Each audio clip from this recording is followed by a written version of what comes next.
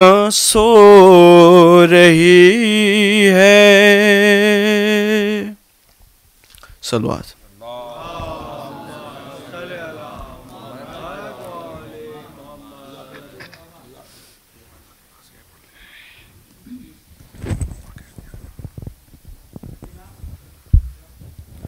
फातिहा।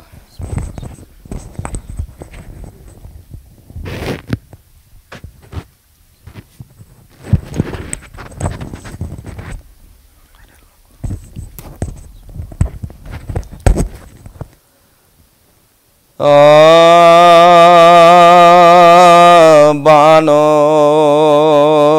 से दम बदम ये सकीना कथा बया। कैसा मकान है क्या वहाँ तक नहीं जा, कैसा मकान है क्या वहाँ तक नहीं। देखूंगी किस तरह से भला शक्ल आसमां है जमीन तक नजर आती नहीं, है जमीन तक नजर आती नहीं। अम्मा सबा की जान खुदा ही बचाएगा। शब को भी क्या चराग जलाया न जाएगा, शब को भी क्या चराग जलाया न जाएगा। ऐसी ही तेरगी है तो बस हो चुकी हयात। मैं जानती हूँ आज की शब को शबे वफात। सोते थे लेके सीने पाक बाबा तमाम रात। आदत मेरी बिगाड़ गए, आदत मेरी बिगाड़ गए शायख सिफात। जब शमा गुल हुई है तो घबरा के रोई हूँ। अम्मा भला कभी मैं अंधेरे में सोई हूँ, अम्मा भला कभी मैं अंधेरे में सोई हूँ, अम्मा भला कभी मैं अंधेरे में सोई हूँ। माँ बेटी में यहाँ थी गमंगेज दास्तां। आई पहर के बजने की आवाज ना गहा। होशियार भाइयों ये पुकारे निगाह बां। भागे असीर तो ना बचेगी, भागे असीर तो ना बचेगी किसी की जान। तड़पे दिलार हब्स जो दहे चंद हो गया। जिंदा का अदालत की तरह बंद हो गया, जिंदा का अदालत की तरह बंद हो गया। तदबीर माने की पे तस्की अजाब अजाब। उस रात की तरह से बड़ा दम बदम तब रोने में कट गई जो सकीना को निस्फ़े शब। नाचारों के गोद में लेटी हो कुछ लख, नाचारों के गोद में लेटी हो कुछ लखा। सुस्ती कमाल खातिरे नाजुक पा छा गई। बातें जो मानेगी तो जरा नींद आ गई, बातें जो मानेगी तो जरा नींद आ गई। सोई थी कोई दम के बंधा सुओं कतार। देखा ये ख्वाब आए हैं सुल्तान नामदार। फैलाए हाथ ढूंढती उठी वो दिल फिगार। झुक झुक के देखती झुक झुक के देखती थी हर एक सिमत बार। कहती थी है गजब का अंधेरा जिया। बाबा किधर खड़े हो मुझे सोचता नहीं, बाबा किधर खड़े हो मुझे सोचता नहीं। थे समराम यतीम के बातों पनाहगार, रोते थे पासबान भी मुँह ढाप ढाप कर। नागा गई यजीद को इस हाल की खबर, मछली हुई है दुख्तर सुल्तान, मछली हुई है दुख्तर सुल्तान भर। फरियाद कर रही है अजब इस्तिरार है, बाबा को देखने के लिए बेकरार। ले जाओ फर्क शाह ये बोला सियाहरूं, लेकर सरे हुसैन रवाना हुए अदू थी राह में चमक सरे अनवर की 400। जिंदा के पास जाके जो जिगे सोने, जिंदा के पास जाके जो जिगे सोने। सैदानियों में हशर हुआ सब उलट गई, जिंदा के दर से आगे सके नाले, जिंदा के दर से आगे सके नाले, जिंदा के दर से आगे सके नाले। बैठी जमी पाल के सकीना सरे इमाम, मुँह रख के मुँह पा खूब के उनस के कलाम। गश आ गया के लाई खजा मौत का पयाम, लिपटी सरे पे दर्द की चीज जब रगे तम, लिपटी सरे पे दर्द की चीज जब रगे तम। तामू पामू के जिसका नक्शा बदा, हिचकी बसे कायम है दम निकल गया, हिचकी बसे कायम है दम निकल गया। देखी जो नब्ज रोने लगे आबिदे हज़ी, माँ ने कहा तड़प के मुझे ताब अब नहीं, जो हाल हो खुदा के लिए कह चुको कहीं। सज्जा सर झुका के बोलेगे, सज्जा सर झुका के बोलेगे, सज्जा सर झुका के बोलेगे मर गए। तकलीफ दीजिए ना तने पाश पाश को, जल्दी लिटाइए के अजियत लाश को, जल्दी लिटाइए के अजियत लाश को। सदके गए हुआ इस अंधेरे में इंतकाल, बेटी ये दाग दिल से ना जाएगा माहो साल। फिजा ने पासबानों से जाकर किया सवाल, दे दो कोई चराग तो एहसान है कमाल, दे दो कोई चराग तो एहसान, दे दो कोई चराग तो एहसान हो। रोशनी ये रस्म है सारे जहां, मैयत पड़े हुए अंधेरे मकान, मैयत पड़े हुए अंधेरे मकान में।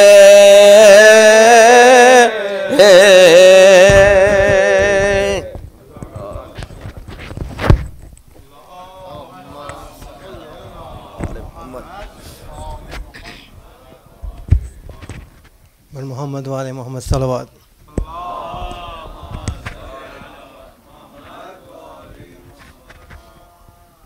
One quick announcement. Tonight after Husaini program, there is a house majlis scheduled at the residence of Brother Mazhar Tabrizi in Carroll Stream.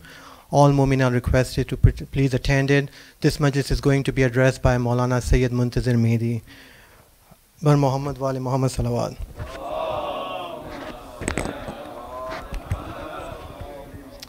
Tonight is the first majlis of these 5 majalis series through Sunday night. All these majalis are going to be addressed by our respected guest speaker, Sheikh Mohammad Al-Hille from London, UK. On behalf of IEC management, I would like to extend our sincere gratitude to Sheikh Mohammad Al-Hille for accepting our invitation and being here for these nights. Please recite a loud salawat for Sheikh Mohammad Al-Hille.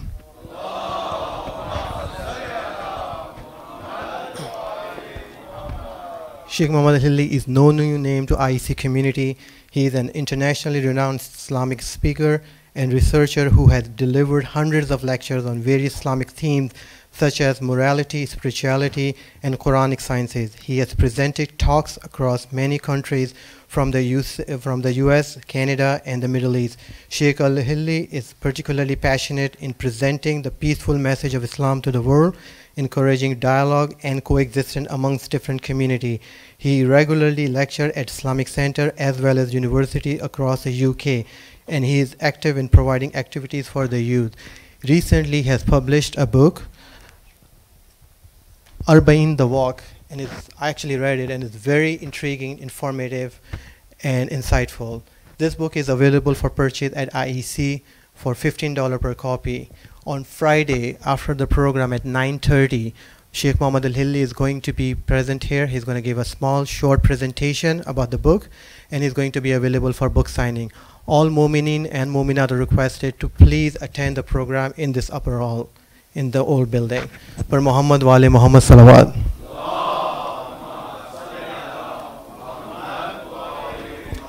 And now I kindly request to the member, please say a loud salawat.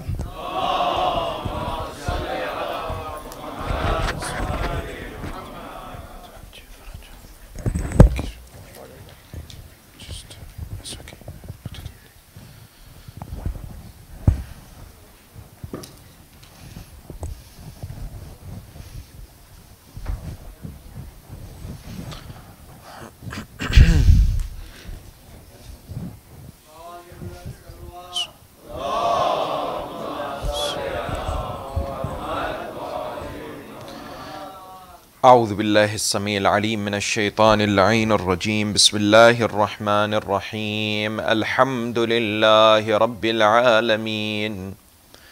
الحمد لله والحمد حقه كما يستحقه حمدا كثيرا.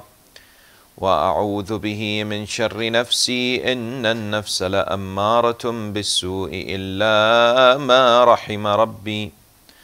والصلاة والسلام على أشرف الأنبياء والمرسلين خاتم النبيين سيدنا وحبيب قلوبنا وشفيع ذنوبنا أبي القاسم محمد.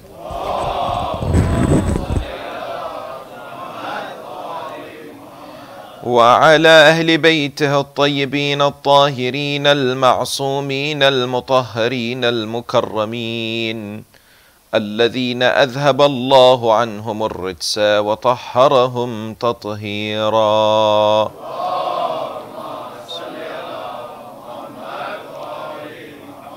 ولعنة الله على أعدائهم أجمعين من أول يوم ظلمهم إلى قيام يوم الدين. السلام عليك سيدي ومولاي يا أبا عبد الله، وعلى الأرواح التي حلت بفنائك. عليك مني سلام الله أبدا ما بقيت وبقي الليل والنهار، ولا جعله الله آخر العهد مني لزيارتكم. السلام على الحسين وعلى علي بن الحسين وعلى أولاد الحسين وعلى أصحاب الحسين جميعا ورحمة الله وبركاته.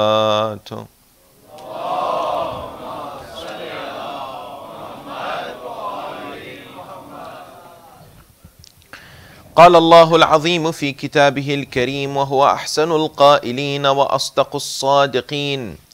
بسم الله الرحمن الرحيم. يا أيها الذين آمنوا إذا قيل لكم تفسحوا في المجالس فافسحوا يفسح الله لكم، وإذا قيل انشزوا فانشزوا يرفع الله الذين آمنوا منكم والذين أوتوا العلم درجات آمنا بالله صدق الله العلي العظيم. For the purification of the souls, the enlightenment of the hearts, for the hastening of the reappearance of the awaited Savior, Ajjalallahu Ta'ala Farajahu Sharif, enlighten your souls and the atmosphere with the recitation of salawat upon Muhammad wa Ali Muhammad.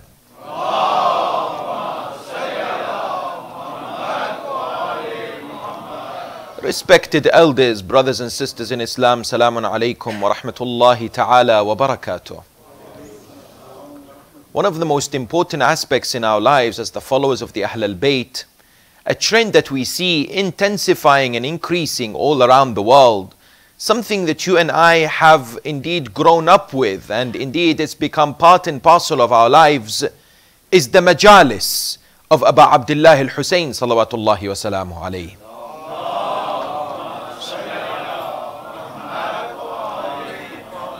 In that you only need to look at our annual calendar, whereby people on Thursday nights attend a Majlis. When it comes to the remembrance of the Ahl al-Bayt's martyrdoms, they attend Majalis. When it comes to Muharram and Safar, they attend Majalis. When it comes to houses and places that people often hold these gatherings, there are Majalis. If you look around the world, there are Majalis that are being held. Whether it's in places like Mexico, or for example Chile, or for instance South Africa or Ghana, or you look at for example Bangladesh or Thailand, these countries and many more, you recognize that the Majalis of Imam al-Hussein are today a fantastic phenomena that have gripped indeed many people and continue indeed to increase by number. There is no doubt about the importance of these gatherings, of course. There is no doubt in our minds about the significance of these majalis that are held in the remembrance of the Ahl al-Bayt alayhum as-salam. And it's truly a blessing and a gift from Allah subhanahu wa ta'ala that you and I are able to attend in these gatherings. You and I are able to enrich our understanding of the religion, purify our hearts, illuminate our souls with the inspirational references towards the holy Ahl al-Bayt alayhum as-salam. It's a gift from Allah subhanahu wa ta'ala that we truly must be grateful to. Because I remember one of the scholars saying that he went to Finland, in the Scandinavian country in Europe. He said, I recited the 12 nights of Majalis of Muharram. When I finished, I went to explore some of the areas, some of the mountainous regions. When I went to explore, we need to increase the volume, please. Salawat ala Muhammad wa ali Muhammad.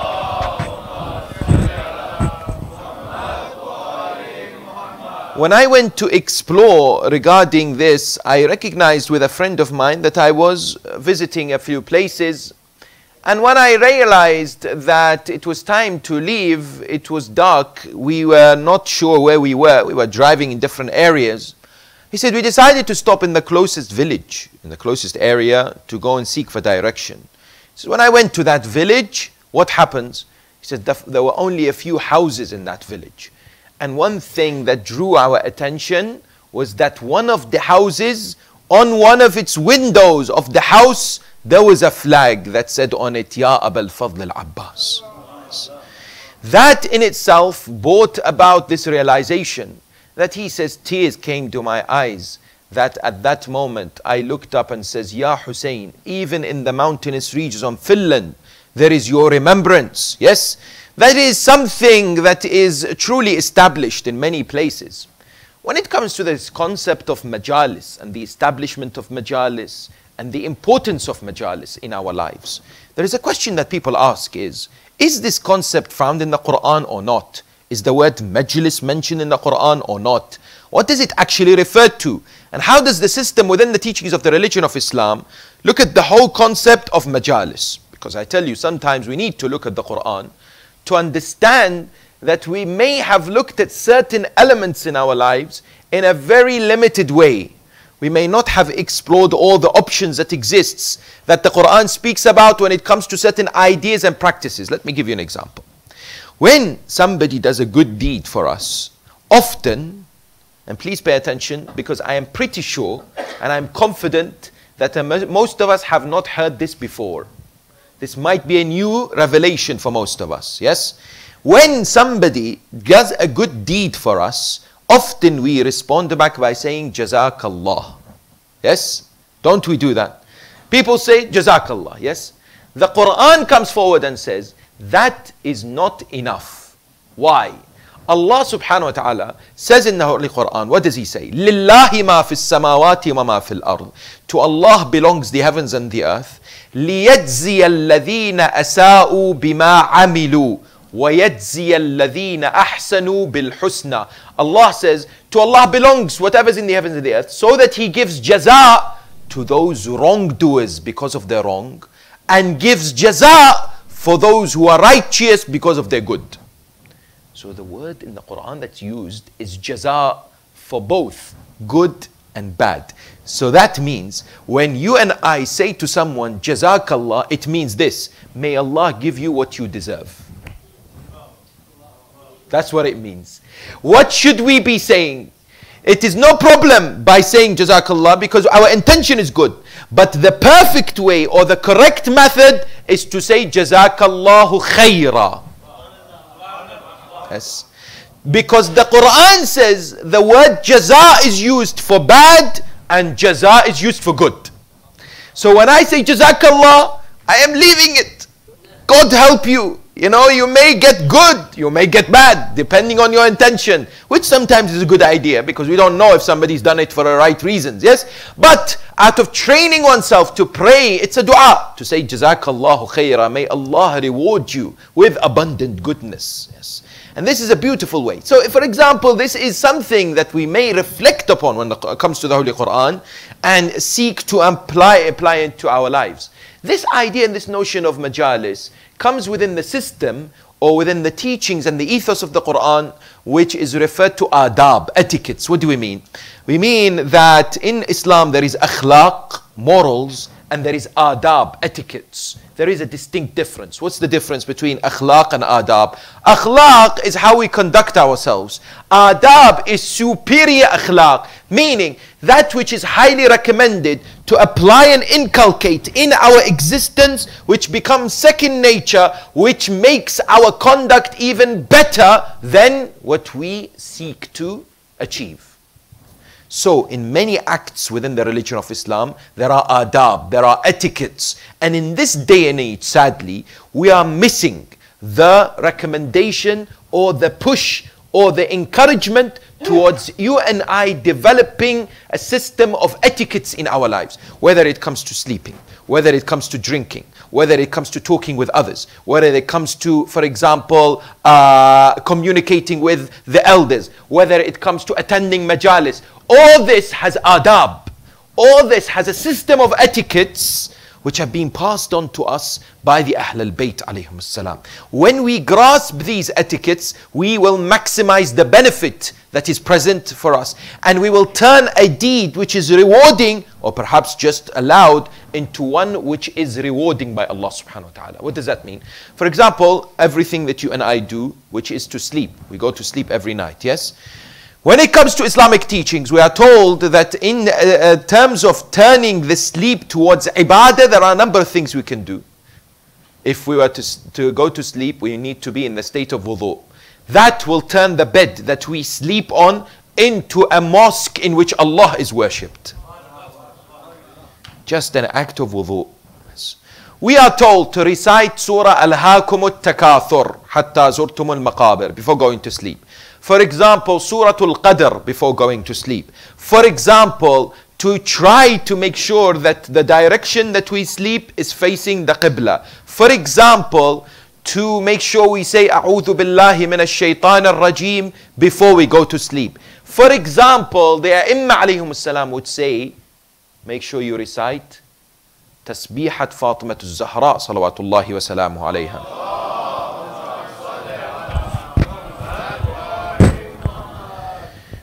We need to develop this when it comes to our habits, yes, to develop etiquettes in our lives, which will indeed bring us much reward and will highlight to us a significant contribution that we can make towards our development and towards the enhancement of the soul. In terms of majalis, Indeed, they have a very important role to play in our lives. And they have transformed the lives of so many people. I tell you that this encouragement of majalis that we see and we witness in the terms of narrations, our sixth Imam, Imam Ja'far ibn Muhammad al-Sadiq, salawatullahi wa salamu alayhi, in one narration would say to the people, أَتَجْلُسُونَ وَتَتَحَدَّثُونَ, do you sit and listen and let someone speak in terms of our fada'il, in terms of our teachings? They said, Bala ya ibn Rasulullah, we do. He said, I love these majalis. إِنَّنِي أُحِبُّ تِلْكَ الْمَجَالِسِ أَحْيُوا أَمْرَنَا رَحِمَ اللَّهُ مَنْ أَحْيَا أَمْرَنَا. Revive our affairs. May Allah revive the hearts of those who revive our affairs. Yes. That is the direction of the Imams alayhum salam, that come to majalis, attend majalis, you will benefit greatly from these majalis. Now I tell you, there are people who have truly enabled these majalis to make this remarkable change in their lives and have maximized the benefit in many ways. I remember reading in one of the Middle Eastern countries, a non-Shia country, there was a young man who was fond of attending majalis, listening to majalis. In every opportunity, he will be there. One day at school, because he was known as the Shia, he was ridiculed, he was mocked. People would laugh at him because others were not. And they would say to him, you Shias celebrate a day by the name of Ghadir excessively. There is no need to celebrate a day in which the Prophet declared, they said, Ali to be his friend. Why would you celebrate this day? Why would you consider it a Eid? This is exaggeration. This is not part of religion. So he would wait for the right moment. In the systems in the Middle East, and I remember when I was growing up in Iran, this was the same thing, that the teacher normally appoints, when they normally go out to bring some papers or make photocopies or do something. They make sure that they keep someone to be in charge of the classroom in the few minutes that they go. Yes, so they keep someone there. They say, oh, you know, everyone listen to him or her and make sure that and that person is responsible to keep the class order. They go, they come back after 10 minutes to ensure that everything is okay. So one occasion, the teacher made this young man as what? As the caretaker, so to speak, as the one who will look after the class for a few minutes. So the teacher goes, this man does this job, the teacher comes back. This young man, when the teacher says to him, now, very well, go and sit down. He doesn't just sit down, he uses the opportunity. He says to the teacher, he says, sir, can I ask you a question? He said, yes. He said, you and everyone else mock me and my followers and my people, the Shia, for the celebration of Ghadir. But let me ask you a question. You went for 10 minutes and you did not wish to leave the class without someone in charge or someone to run the affairs. How does Allah leave mankind and Islam without appointing a successor to Rasulullah? In terms of the intellect, that makes a lot of sense. The teacher was very angry. He said to him, how dare you teach me? I am teaching you. You teaching me? You are suspended. Go to the head teacher. So he goes to the head teacher's office. Head teacher hears this story. He says, tomorrow I want you to bring your wali. Now in Arabic, you know, the wali means someone in charge of you. Yes. So in Arabic it's very commonly used. I want your waliyul amr. Means the one who's look after you, either your parents or someone who's in charge of you. Yes. Looking after your affairs. Tomorrow you bring your wali and you come. Next day, this man, this young boy came, knocked on the door of the head teacher. The teacher says, come in. He came in by himself. He looked at him and says, where is your wali? He said, oh, sorry, he's just outside. And he then asked his friend to come in. When his friend came in, the teacher was angry. He said, how dare you? I asked you to bring your wali. This young man said, but I thought you said wali means friend. Man kuntu mawlah is friend. So I brought my friend. This man said, no, I meant wali as the one who is in charge and has authority over you. This man said, that is what we say, that when Rasulullah lifted the hands of Ali, said, man kuntu mawla, fahadha aliyun mawla, whomsoever I have authority, Ali is the one who has authority over.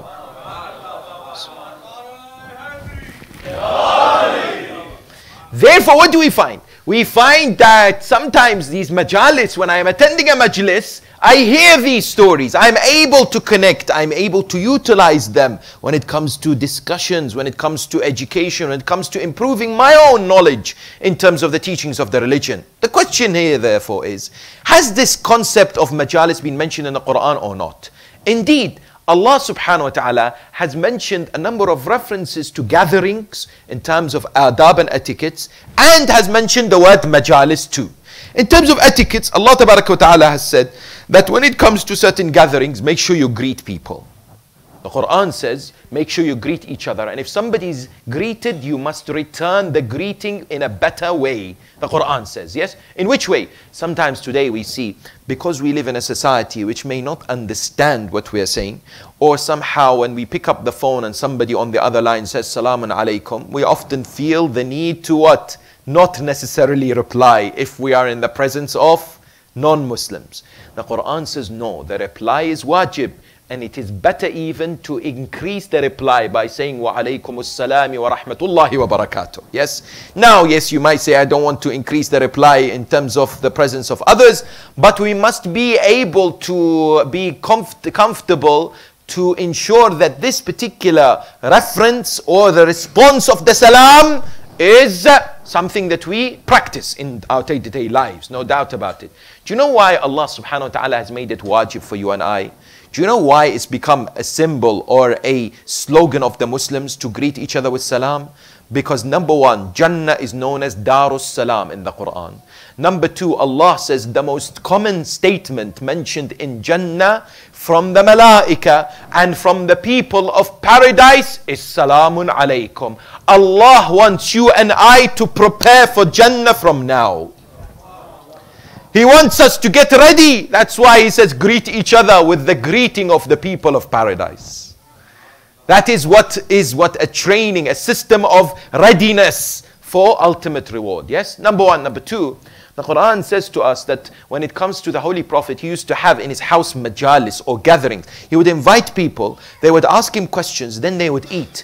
The Quran says the Prophet would be asked certain questions in these gatherings where it has no value. The questions were irrelevant. The questions were not necessarily beneficial. Yes? People would ask the questions to the Holy Prophet just for the sake of asking a question. They did for Amir al-Mu'mineen in the same. He would come forward and say, Saluni qabla an tafqiduni. And somebody would say, give me the number of hairs that exist on my head. Yes? Or on my beard. Yes? The idea therefore exists, and that is the Quran saying, be careful what you ask for. Ask, but be careful that the intention for the asking is the correct or the right one. Because I remember one of the ulama said one day, I was sitting in a question and answer session, somebody asked a question. Maulana Sahib, what was the food and the walima that was presented at the wedding of Adam and Hawa? What did they eat? Maulana said, I'm sorry, I wasn't invited. I don't know. I'm not sure, you know.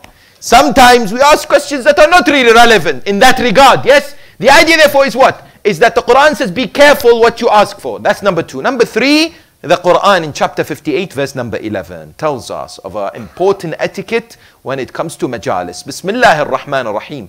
Ya ayyuhal ladhina amanu idha qila lakum tafassahu fil majalisi fafsahu. What does this mean? O you who believe. And this has got a cause of revelation. What is the cause of revelation?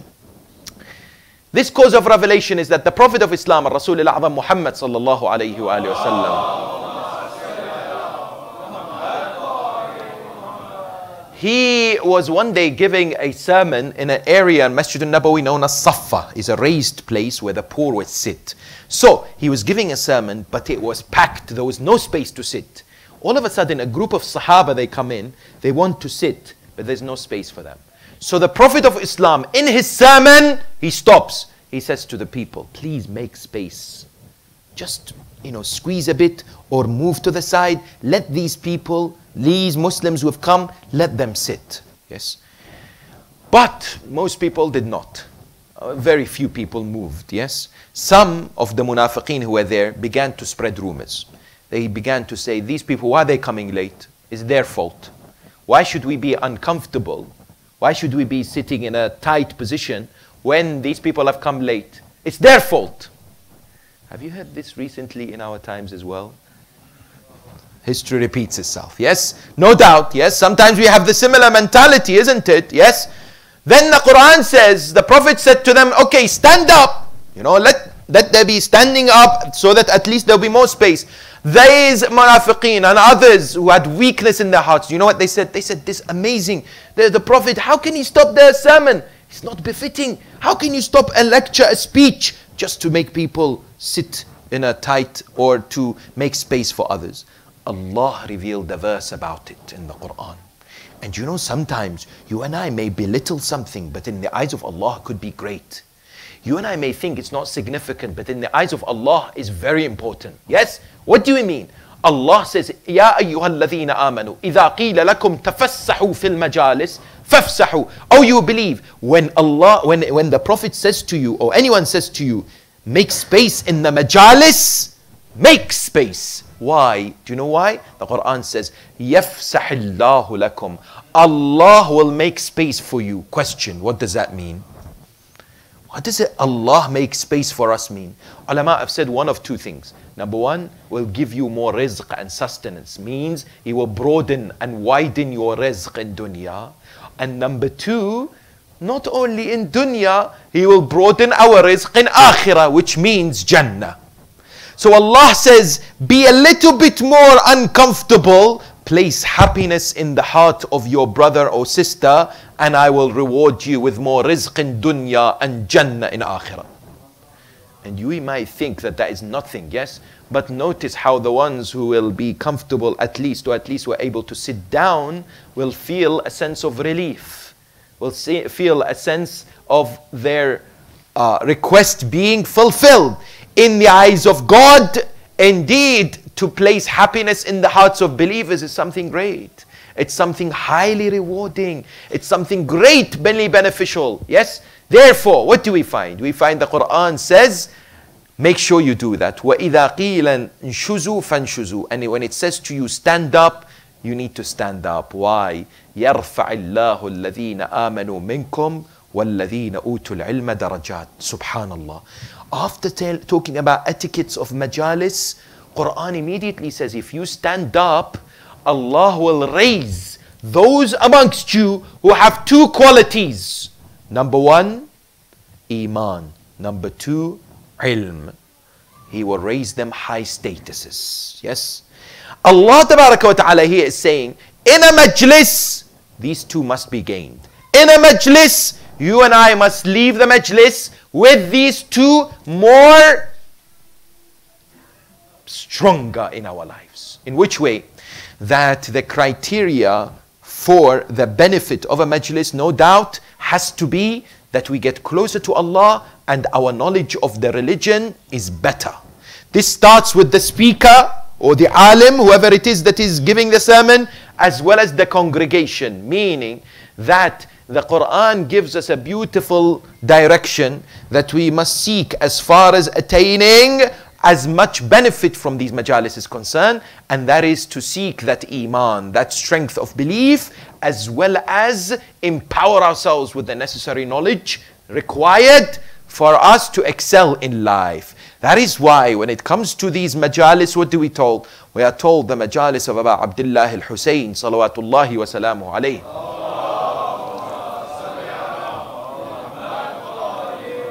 Have themselves a number of etiquettes, seeking inspiration from the Holy Quran, as well as the teachings of the Ahl al-Bayt. Because how many times in our lives we attend these majalis, but we need to be able to keep a number of factors in our minds. Yes, these factors are critical for us to ensure that we are true ambassadors of the religion of Islam and the school of Ahl al-Bayt, that the sacredness and the sanctity of these majalis are preserved and upheld by each and every one of us, that we begin to appreciate that they are not just normal gathering, they are gatherings that are beloved to the Ahl al-Bayt.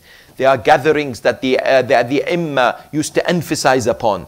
They are gatherings that the Imma themselves started. They are gatherings our ulama today say, look after them, protect them, support them, attend them. In which way? We find one marja, Ayatullah Bahjat, rahmatullahi alayhi. Do you know what he says? He says the majalis of Imam al-Hussein everywhere around the world are the extension from the haram of Imam in Karbala. And every person who attends a majlis of Hussein is in effect Za'ir of Abu Abdullah. He says when you attend a majlis, you're doing ziyarah of Abu Abdullah al-Hussein. Yes. So when you and I are doing this ziyarah is of great importance. Ayatollah Mar'ashi Najafi, Ridwanullahi ta'ala, another great marja' al-taqleed, passed away in the 90s. He has one of the biggest libraries today in Qom. This great marja', you know what he says? He says, when I die, in his wasiyah, please bury with me the handkerchief that I carried with me to the majalis of Abu Abdullah. And I used to what? Wipe the tears for Hussein. Yes. Such handkerchief, he believes, will be of great benefit. No doubt when it comes to what? When it comes to these majalis. Similarly, we find what? We find this great scholar by the name of Sayyid Qadim al-Qazwini, rahmatullahi ta'ala alayhi. He's written so many books when it comes to the Ahl al-Bayt alayhum as-salam. He was fond of the majalis. He was himself an individual who would give majalis. He says on his wasiyah, he says, when you bury me with one particular book that I wrote and I delivered majalis on about the life of Sayyidatun Nisa Fatima salawatullahi wa salamu alayha. He said, place that book on my body when it comes to burial. He was buried in the, what? In the 1990s in Iran. He had a request. He said, please, one day, if possible, transfer my body to Karbala. Take my body next to Hussein. At that time, it was not possible. It was not possible to take bodies of scholars and well-known individuals because of the wretched dictatorship regime in Iraq. In 2003, when the regime was collapsed by Allah's permission, and through Allah subhanahu wa ta'ala, yes, when that wretched regime were defeated, his family decided to do and execute his will. So they went and asked the ulama and maraja, is it okay? Because normally you're not allowed unless you have permission to take out a body from the grave. They said, is it okay that we do that? The marja gave permission. Yes, so they came. The video is available on YouTube for anyone who disputes this. They opened the grave. At least after 10 or 15 years of this scholar who had passed away, they opened the grave and they saw his body completely intact with the book on Sayyida Fatima still on his chest. How can the earth, yes, touch a body of a person who remembers Hussein and the majalis of Hussein and the fada'il of Zahra? Yes. Indeed, this is something that we find that is indeed present. Question is, what are the etiquettes? How do we approach these majalis? The first one, and it is not a comprehensive list, but some of the points for us to keep in mind. The first is what? We must attend the majalis, and speakers, and those who do it at home, and every single person associated with the majlis must do it solely 100% for the sake of Allah. There must be ikhlas and sincerity wholeheartedly. The majlis must be presented for the sake of God and God alone. It must not be for the sake of others. It must not be because of competition with others. In some places I've been, I heard somebody saying, I'm going to do a majlis in my house because this man, this other brother did a majlis and mashallah, his majlis was so big. He gave biryani, I will give biryani and another thing.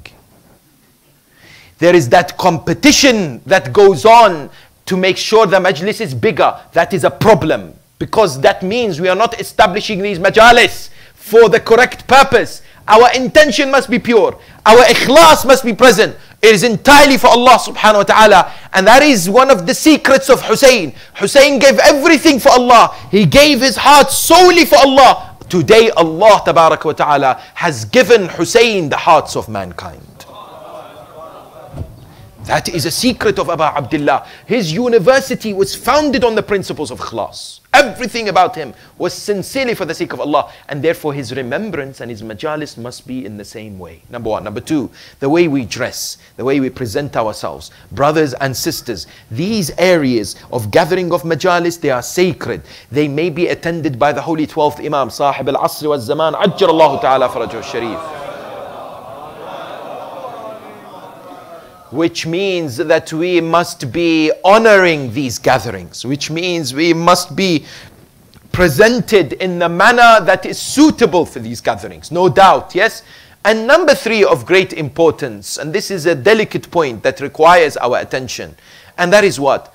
And that is, we must be able to look at ourselves introspectively and ask a very critical question.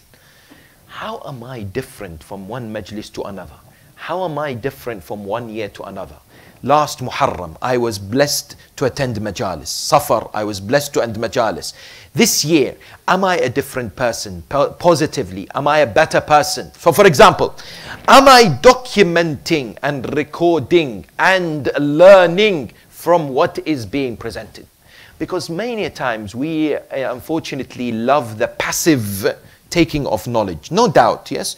Many times with no mind sitting in front of the television and watching something. If someone would say to us, can you please write something, or would you like to sit there and watch? Most of us would watch.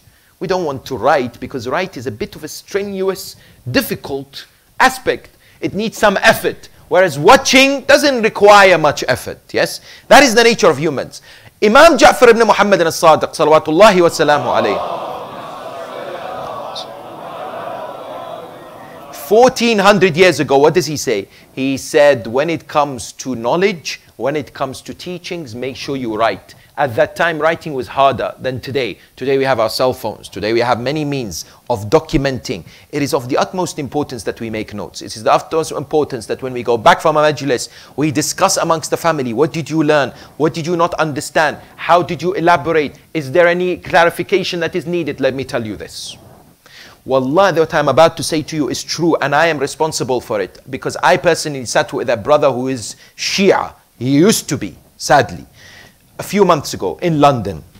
He says, I don't believe in God anymore. And he has sadly developed and taken on the bad and the unacceptable practice of homosexuality. So he has sat there in front of me. I said to him, why? He was 24 years of age. I said to him, why? What's happened? Why are you not believing in God anymore? He said, I used to attend Majalis, but I had a number of questions.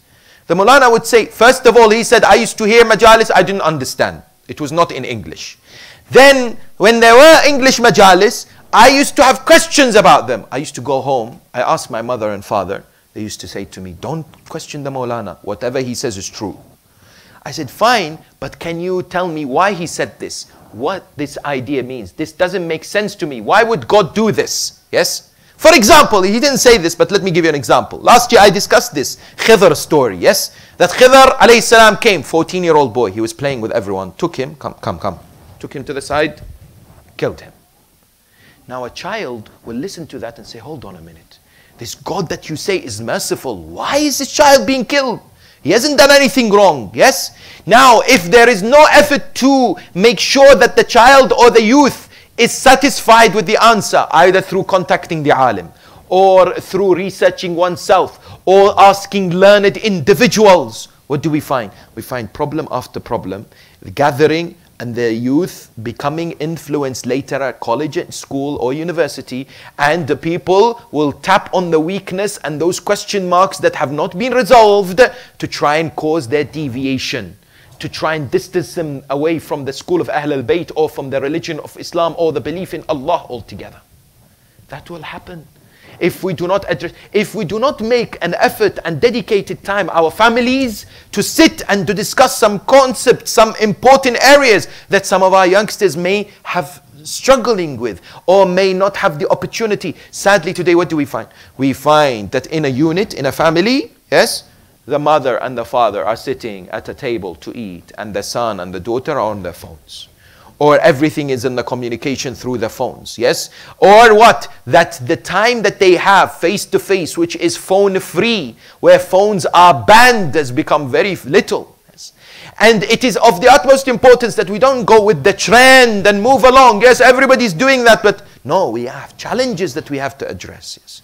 So in this regard, if we hear a majlis, let's discuss it, let's analyze it, let's look at it, let's look at how we can improve. If there's an area that was said that is ambiguous, let's clarify it. Let's not hide it or brush it under the carpet. That's very important. And also, what other thing is recommended too, is the idea of the support, not only in attendance of the majalis, but also in any shape or form, financially, for example, yes. For example, in ensuring that they are established in different places around the world, in any shape or form, yes.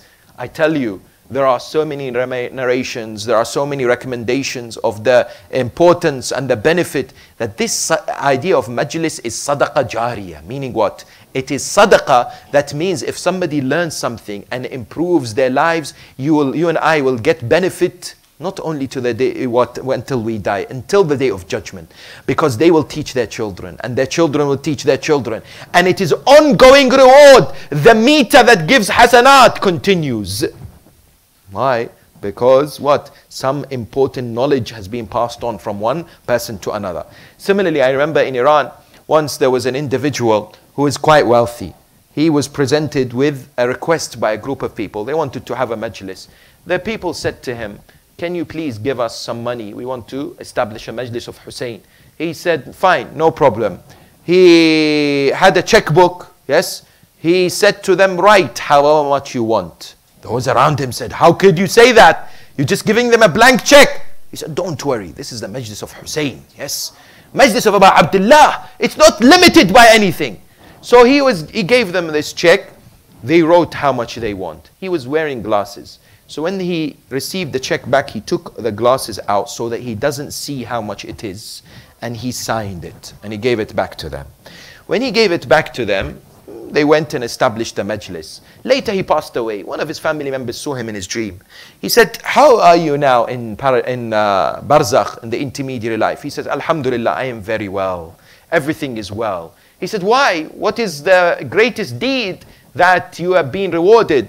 He said, when I was about to be questioned by the malaika, they said to me, you did not wear your glasses for Hussein. We will not wear our glasses when it comes to your sins.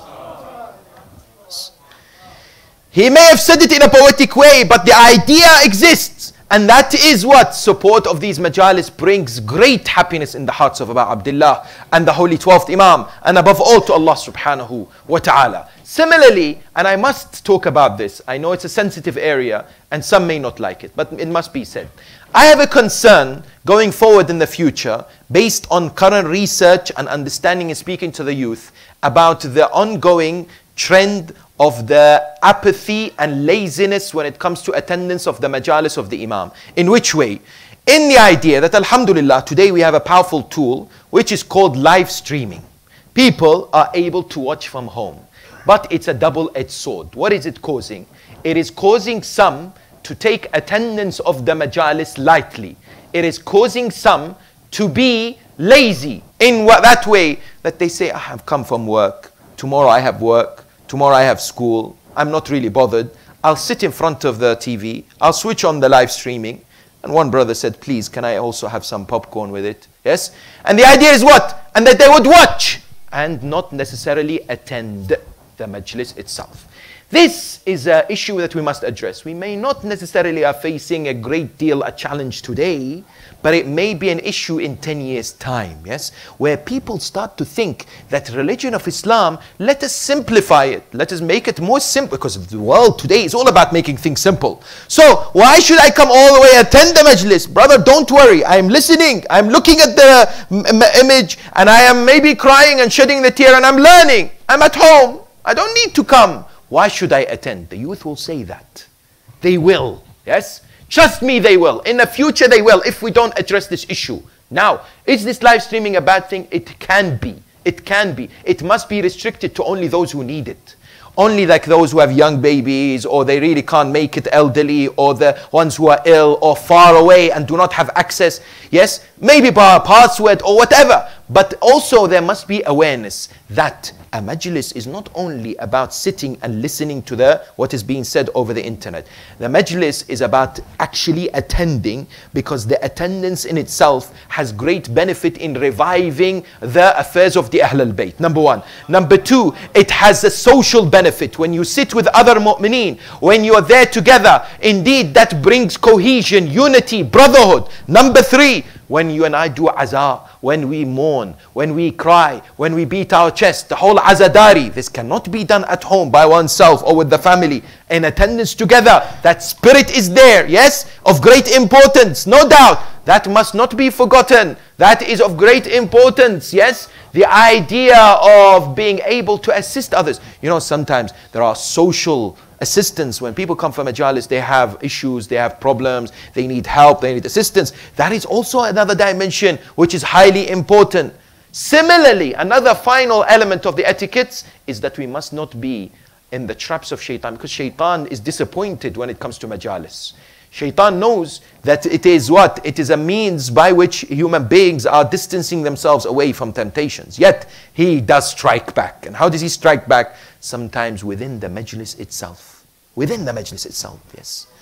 There may be a majlis going on, and we may be on our phones, either playing, or texting, or messaging, or whatever. Yes, that's number one. Number two, sometimes what happens is after the majlis itself, we may be gathered, having tea, having tabarruk, and discussing the lives of others. God forbid backbiting, God forbid slandering, God forbid saying wrong that we should not be. Yes, the shaitan strikes back and takes away the thawab that we have attained from the majalis of Hussein. We have to be very careful not to allow the shaitan what? Away back after being enriched with spirituality, after being charged from the majlis of Abu Abdullah, to carry that and to ensure that that helps us on our next day. Yes, on our lives generally. Therefore you find that with this idea, with this remembrance, comes the concept of the majalis.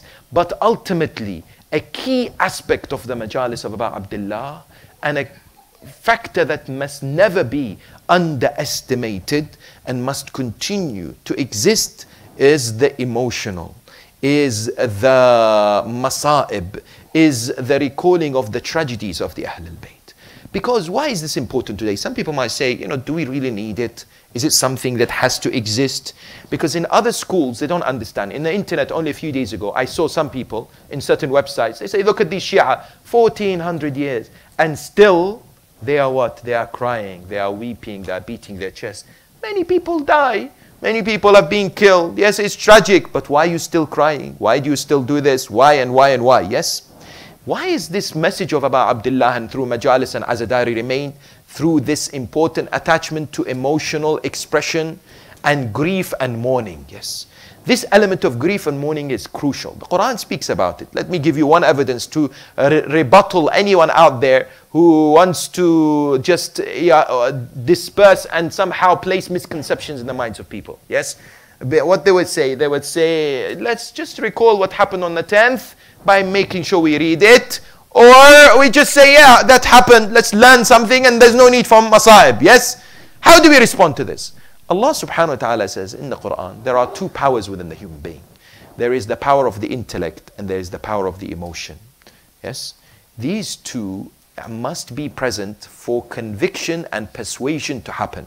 When I was doing research about this subject, I found, scientists today have found that there is more likelihood for you to convince someone about something if you use emotion more than reason. Very important, yes? They say, for example, if you want to convince someone about the dangers of smoking, you come to them and say, oh, if you smoke, this will reduce this many hours or days from your life. It is less likely to work when somebody comes and sees someone who's about to die, who is a smoker, and emotionally is attached, or emotionally cries, or sees that person weeping and crying. Yes, that is much more impactful to make that individual quit the smoking. Yes, therefore, when it comes to this, the question that is presented is, imagine if somebody is given this task. You are in a room and there is a mayyit in the room who's passed away. Yes, mayyit, to be buried tomorrow, because it's makruh to bury at night. To be buried tomorrow. Yes, and you are given the task, responsibility, to sleep in that room to make sure that there is nothing happening as a security. There is only you and the mayyit in that room. That's it. How many people would sleep in that room? The aql says what? It's a mayyit. Can't hurt me. Nothing will happen. Only in movies. Only in movies things happen. In reality, a dead person is a dead person. The heart says, I'm never going to do it. I am scared. Yes? Most of the people will not do it. Most of the people will not sleep in the same room as somebody who's passed away, because the power of emotion is tremendous within the life of the human being. And the power of emotion really moves the human, really dictates and inspires the human being to make those decisions that they need to. Hence, when you and I connect what happened 1400 years ago, when we mourn and cry, when we recite these eulogies and masa'ib of the Ahl al-Bayt, it enables us to keep that bond indeed with these holy individuals who gave everything for the sake of the religion. And indeed, it was the likes of Sayyida Zainab, Imam Zain al-Abidin al-Sajjad, salawatullahi wa salamu alayhim ajma'een.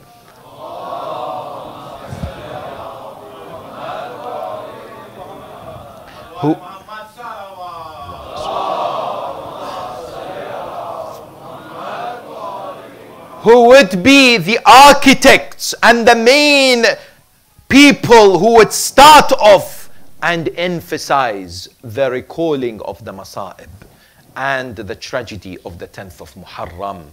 And likewise the Ahl al-Bayt, the 6th Imam, the 8th Imam. There would be continuous references where they would ask people, stand up and recite for me what happened in a poetic way, yes? Describe what happened on the 10th. They themselves would describe what happened on the 10th. And I tell you, the 12th Holy Imam himself, Ziyaratul Nahiyatul Muqaddasa, he would describe what happened on the 10th of the day of Ashura on the land of Karbala. Yes. But I tell you, the 12th Holy Imam does not cry like you and I. He does not mourn like you and I. He does not weep like you and I. He says, oh my grandfather Husain, لَأَنْدُبَنَّكَ صَبَاحًا وَمَسَاءً. I will cry for you in the morning and I will weep for you at night. But my tears, Ya Hussein, are not normal tears. They are tears of blood. وَلَا أَبْكِيَنَّ عَلَيْكَ بَدَلَ الدُّمُوعِ دَمًا. Yes, I will shed tears of blood for you, Ya Aba Abdillah. Stories of the 10th of Muharram. Each and every story is a story that breaks the heart. Each and every story causes people to weep and cry. Yes, whether it is what happened to Qasim, whether it was the battered, whether it was the musiba, that is indeed one that the Ahl al-Bayt would weep and cry about. That is special in the hearts of the Shia of Hussein and the Shia of Ali. A musiba about a young 3-year-old daughter of Aba Abdillah. Yes, a musiba that one finds difficult to recall, because what is the crime of a 3-year-old daughter of Hussein? One man said that I was in Syria recently. He said that I hated the Shia. I did not like the Shia. But one day I went past a particular gathering of the Shia. I entered to hear what was being said. And I heard the musiba of Sakina bint al-Hussein. He said, when I heard the musiba, I began to cry. That is the moment that brought me towards Shi'ism. I said, you know, this young daughter of Hussein, how strong she was, how beloved to her father she was, how much she wanted her father Hussein, how much she asked for her father Aba Abdillah, how close the relationship was, how much suffering she went through. The narration says, on that night of Sham Ghariba, when the women and the children of Aba Abdillah were running from one tent to the other, their dresses caught with fire, their hijab taken away from them. This young daughter of Imam al-Hussein was running from one place to another, crying out, Father, Father, Ya Hussein, oh Father Aba Abdillah, come and see what they have done to us.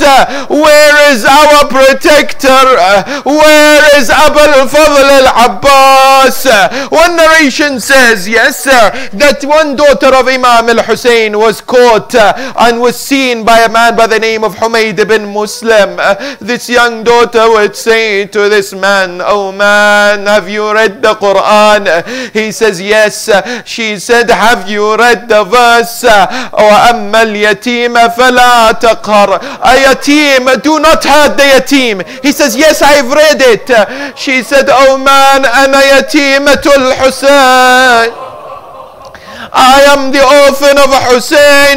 Please tell me, where is Najaf? Show me, where is Najaf? He says, why? She says, I want to complain to my grandfather Ali ibn Abi Talib. I want to say to him what they've done to us.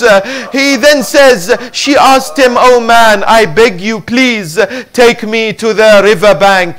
Take me to Alqami. He says, why? Do you want water? She said, no, I want to see my uncle Abbas. He went to get me water, but he never came back. They say Abbas is next to the Furat. I want to see him. I haven't seen him for the last few hours. Tell me, where can I find Abbas? How will I find Abbas, and which state I find Abbas? Allahu Akbar. Yes, the narrations tell us on the journey towards Kufa, on the journey towards Sham, Imam Zayn al-Abidin was approached. He was told that the head of Abu Abdullah, which was on a spear, it would not move. They tried to move it, it doesn't move. They said to him, why does it not move? He said, it's because a daughter of Abu Abdullah is missing. Go and find her. They looked towards the desert. They saw this young daughter of Imam al-Hussein walking back towards Karbala, crying out, Father Hussein, I saw you the last time in Karbala. Maybe I will find you there. They came and said to her, come with us, please. She said, I beg you, take me to Karbala. Take me to my father. I don't want to go anywhere. They forced her. They then slapped her. They then hit her. Then they forcefully took her away. Allahu Akbar. She went asking and asking, where is my father Abu Abdullah? Where can I find my father Hussein? In Sham, this young daughter of Imam Sakina, she would be looking at the children happy. She would be seeing children walking in the streets. She said to her Auntie Zainab, why are these children happy? They said, Zainab said, because they are going back home. They are going back to their houses. Sakina said, Auntie, please take me home. Take me to Medina. I saw my father in Medina happy. Hussein was in Medina happy. I want to go to Medina. In the dungeons of Yazid, Sakina cries and cries. She cries, oh Father Hussein, where can I find you? Oh Father Hussein, my heart is empty for you. Oh Father Hussein, I feel nothing without you. The narration says to us that she fell asleep. In her sleep she saw her father Abu Abdullah. He came next to her. He said, Sakina, come next to me. You are soon to see me. She was so delighted. She woke up, but she saw there was no Hussein. There was no Baba. There was no father. She looked towards Sayyidah. She said, where is my father? She cried and wailed. Her voice was loud.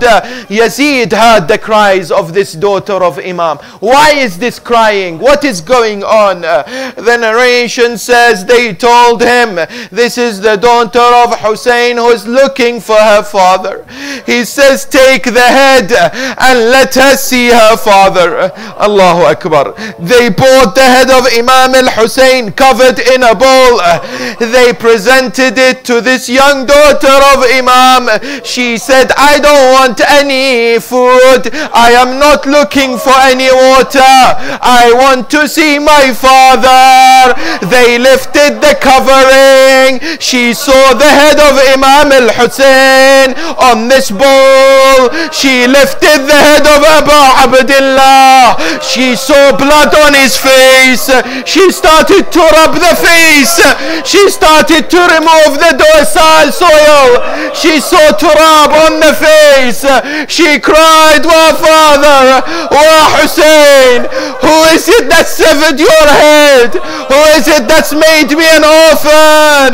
Hussein, my father, Hussein. Why, oh why am I an orphan, Hussein? Why, oh why? I have been deprived from you, Ya Abu Abdullah. She hugged the head of Imam. She began to cry and cry until no one heard any cries. Imam Zain al-Abidin stood up and said, my auntie Zainab, come and take the body of my sister Sakina.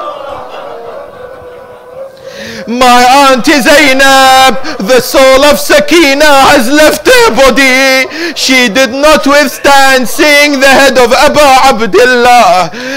And the narration says Sayyida Zainab picked up the body of Sayyida Sakina. She went and asked, is there anyone to wash the body of this young daughter of Abu Abdullah?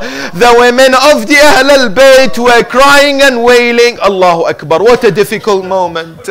They were in the dungeons of Yazid, everyone crying and wailing. Yes, people crying when they see a young daughter, innocent daughter of the grandson of the Prophet. What a musibah, what a tragedy. Sayyida passes on the body to a lady who is going to go and wash the body. The lady comes back after a while and says, I'm sorry, I cannot wash the body of this daughter of Hussein. I am sorry, I am not going to wash the body. Zainab said, why? She said, because she is suffering from an illness. She has a skin disease. She said, why? She said, I saw in her body's purple marks. I saw bruises all around her body. Zainab said, this is not a disease.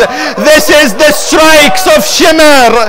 This is the whips of Shimmer on Sakina.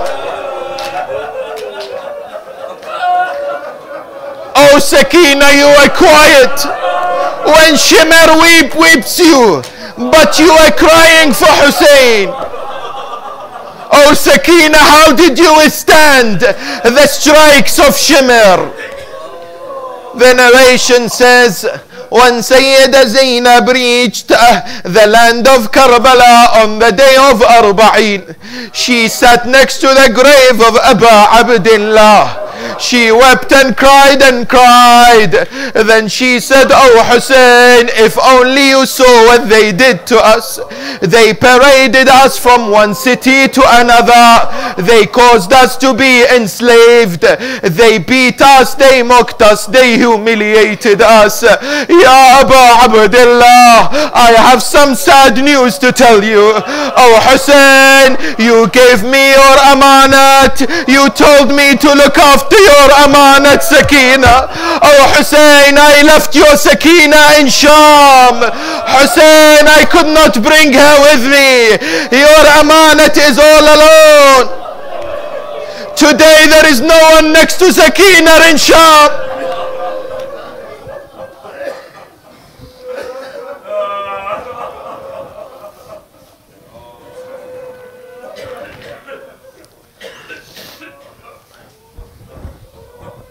مات بحسين يا حسين.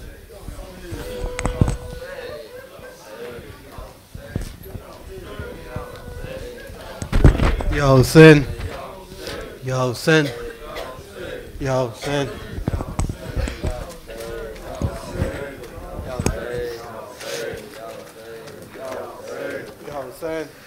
ये नींद खाक पा कैसी उठो उठो बीबी ये नींद खाक कैसी उठो उठो बीबी ये नींद खाक कैसी उठो उठो बीबी ये नींद खाक कैसी उठो उठो बीबी ये नींद खाक कैसी उठो उठो बीबी ये नींद खाक कैसी उठो उठो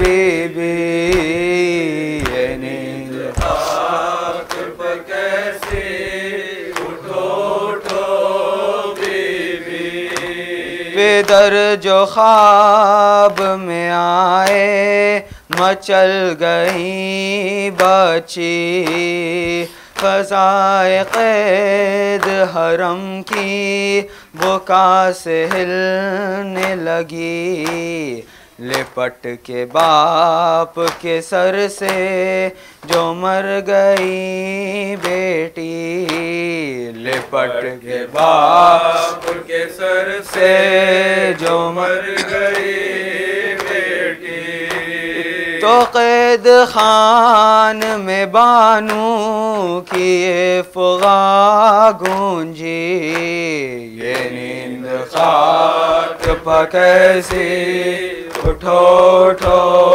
बीबी ये नींद खाक कैसी उठो उठो बीबी फसाने गम फुरक़त सुनाओ बाबा को हुआ जो बाद शहादत सुनाओ बाबा को सफ़र की सारी मुसीबत सुनाओ बाबा को सफ़र की सारी मुसीबत सुनाओ बाबा को लिपट के बाप से खामोश मत रहो बीबी ये नींद खाक कैसी उठो उठो बीबी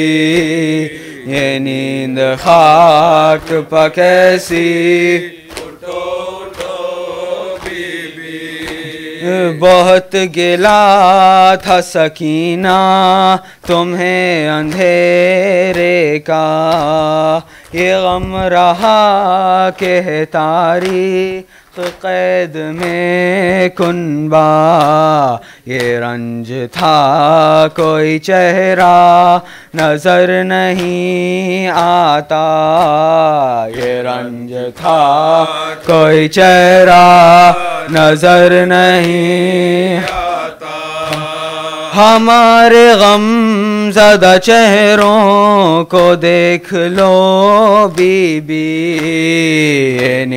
हाक कैसी उठो उठो बीबी ये नींद खाक कैसी उठो उठो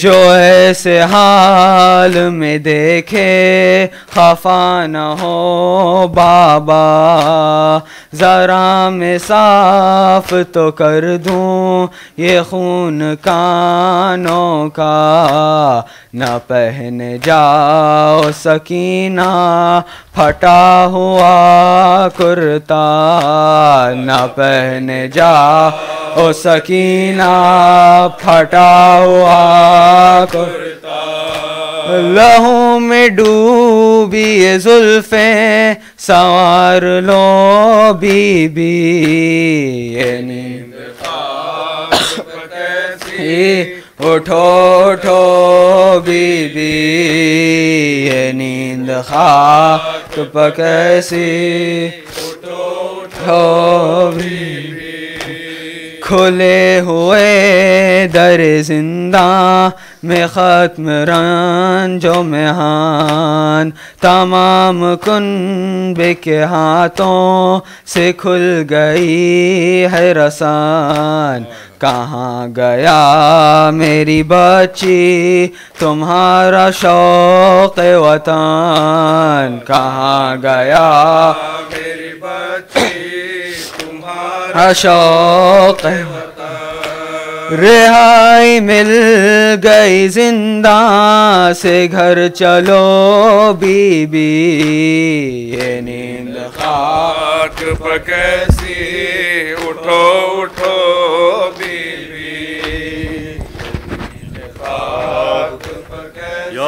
हुसैन या हुसैन या हुसैन या हुसैन या हुसैन या हुसैन या हुसैन या हुसैन या हुसैन या हुसैन या हुसैन या हुसैन।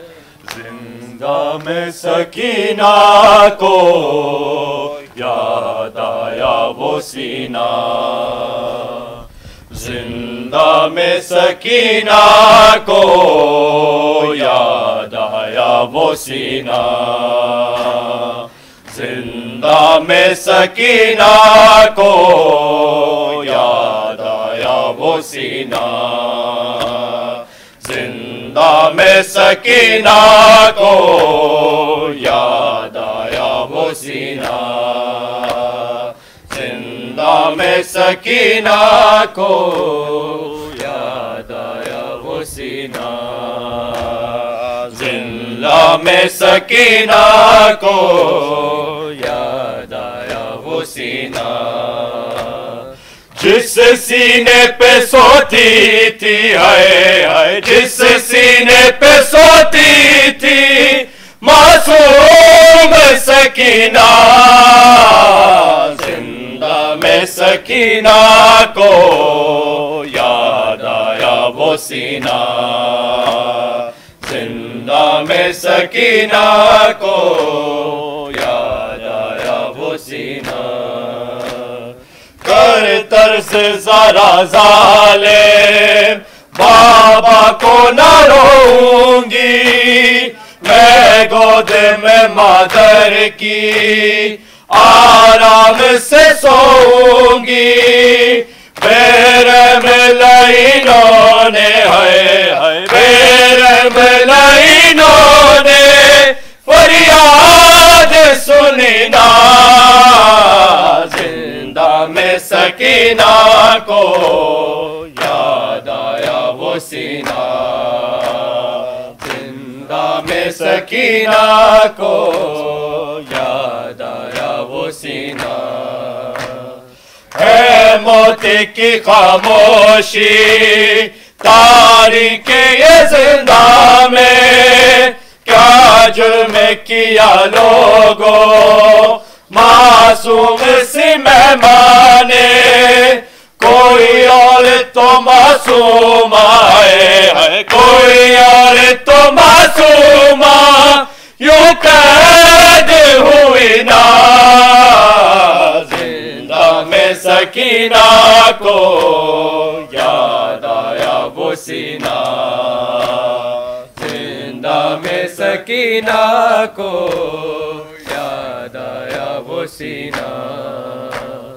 हर वक्त चमकता था करबल में मदीने में, तावीज़ की मानंद था शबीर के सीने में, गुम हो गया वो कैसे है, गुम हो गया वो कैसे जिंदा में नगीना, जिंदा में सकीना को याद आया वो सीना, जिंदा में सकीना को याद आया वो सीना।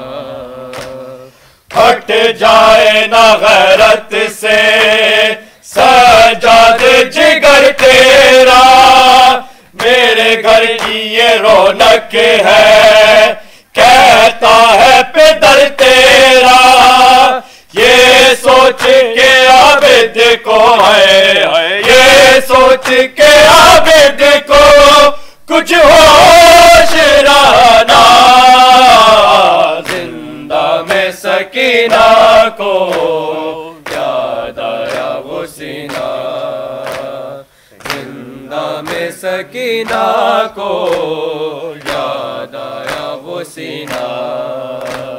सजाद जो जिंदा से हो कैद कतम तेरी, जा कहना ये सुगरा से तुमको है कसम मेरी, मैं दफन हूँ जिंदा में, है मैं दफन हूँ जिंदा में, आबाद मदीना, जिंदा में सकीना को याद आया वो सीना।